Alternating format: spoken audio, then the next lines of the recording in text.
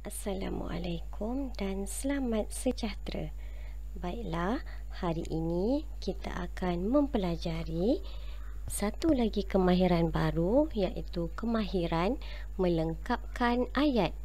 Melengkapkan ayat berdasarkan gambar dan pilihan jawapan. Yang pertama sekali, kita lihat apa itu ayat. Sebelum sesuatu ayat terbentuk, ayat akan melalui proses-proses yang berikut. Proses yang pertama ialah suku kata, yang kedua perkataan, yang ketiga frasa, dan yang keempat ialah ayat. Apa yang dimaksudkan dengan suku kata? Suku kata sebagai contoh ialah ma dan kan.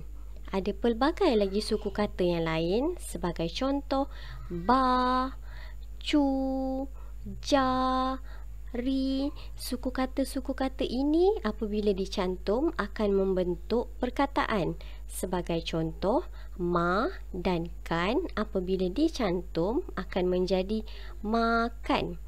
Daripada perkataan, kita kembangkan lagi menjadi frasa. Apa yang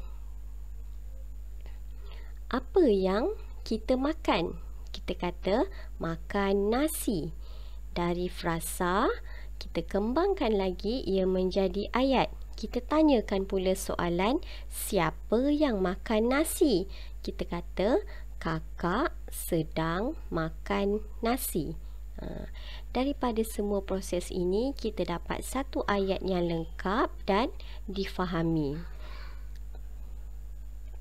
Daripada proses-proses ini, kita dapat nyatakan bahawa ayat ialah susunan perkataan yang disusun untuk menyampaikan makna atau perkara yang dituturkan. Ayat adalah apa yang kita cakap, kemudian kita keluarkan dia secara bertulis dan juga secara lisan. Ayat perlulah bermakna dan boleh difahami. Satu ayat yang lengkap, ia perlulah bermakna dan kita boleh faham apa yang hendak disampaikan dalam ayat berkenaan.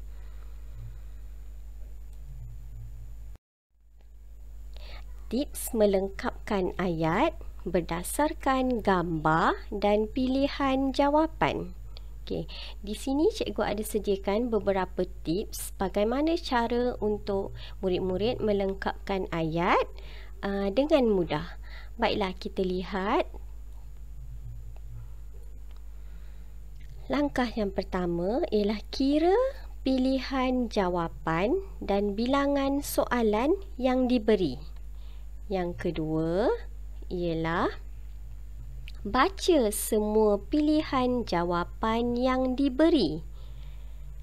Yang ketiga, baca keseluruhan soalan secara satu persatu. Yang keempat, kaitkan gambar yang diberi dengan ayat dan pilihan jawapan. Yang kelima, baca semula soalan, pilih, kemudian salin pilihan jawapan pada ayat yang sesuai. Okey, kita akan gunakan 5 langkah ini untuk melengkapkan ayat berdasarkan gambar dan pilihan jawapan. Mari kita teruskan. Okey, sebelum itu, ini adalah salah satu contoh melengkapkan ayat berdasarkan pilihan jawapan dan juga gambar. Murid-murid dapat lihat kat sini ada pilihan jawapan yang dah disediakan dan juga untuk setiap satu gambar, untuk setiap satu soalan ada disediakan gambar. Okey, seterusnya, mari kita cuba menggunakan langkah-langkah, 5 langkah yang kita belajar tadi dalam melengkapkan ayat ataupun soalan yang diberi. Okey, langkah yang pertama. Dia kata, kira pilihan jawapan dan bilangan soalan. Okey, kira pilihan jawapan ada 1, 2, 3. Ada 3 jawapan dan soalan juga ada 3. Kenapa penting nak kena kira jawapan dan juga soalan ni? Supaya murid-murid faham. Setiap satu soalan ada satu pilihan jawapan. Kadang-kala ada 5 jawapan tapi soalan ada 4 je. Maksudnya mungkin sama ada soalan yang memerlukan 2 jawapan ataupun satu lagi jawapan tu sekadar untuk mengelirukan murid-murid. Okey, untuk soalan ni kita tahu ada 3 jawapan dan 3 soalan. Bermaksud 1 jawapan untuk 1 soalan. Langkah yang kedua, baca semua pilihan jawapan yang diberi. Baca pilihan jawapan. Menyapu, menguli, mengecat. Okey, kita baca semua pilihan jawapan supaya kita lebih memahami setiap perkataan yang diberikan. Kita dapat tahu menyapu kita biasa kaitkan dengan menyapu sampah. Kalau menguli kita kata menguli tepung. Kalau mengecat kita biasa kata sebagai mengecat dinding ataupun mengecat apa-apa objek yang boleh dicat lah. Okey, seterusnya langkah yang ketiga. Baca keseluruhan soalan secara satu persatu. Okey, baca soalan dia. Yang pertama, abang sedang tempat kosong dinding rumah. Okey, masa kita baca soalan ni, kita dah dapat kata kunci dia, dinding rumah. Mungkin kita dapat kaitkan dia dengan mengecat. Okey, yang kedua, ibu sedang tempat kosong tepung di dapur. Tepung kita boleh kaitkan dengan menguli. Yang ketiga, dia baca soalan dia, Siti sedang tempat kosong lantai bilik darjah. Mungkin kita boleh kata Siti sedang menyapu. Okey, apa tujuan kita baca keseluruhan soalan secara satu persatu? Kita baca keseluruhan soalan supaya kita dapat gambaran yang lebih jelas berkaitan soalan ataupun ayat yang kita nak lengkapkan. Okey? Langkah yang keempat, kita kata kaitkan gambar yang diberi dengan ayat dan pilihan jawapan. Kaitkan gambar. Tadi kita dah baca soalan, sekarang kita kaitkan gambar. Kita tengok soalan yang pertama, ada gambar seorang lelaki, dia sedang pegang kayu cat dan dia sedang mengecat dinding lah. Jadi waktu kita buat langkah yang keempat ni, waktu ni murid-murid boleh untuk cuba menulis nombor soalan yang sesuai pada pilihan jawapan. Okey, sebagai contoh tadi kita tengok ni gambar mengecat. Jadi kita dah tahu ada pilihan jawapan untuk perkataan mengecat. Jadi kita boleh tulis kat sini nombor dia 1. Jawapan ni mungkin sesuai untuk soalan yang pertama. Okey. Kemudian kita tengok gambar yang kedua. Ada gambar seorang kanak-kanak, dia tengah tengok mak dia menguli tepung. Ada jawapan. Pilihan jawapan yang diberi, dia tulis menguli. Kita tulis nombor 2. Okey, seterusnya kita tengok gambar yang ketiga.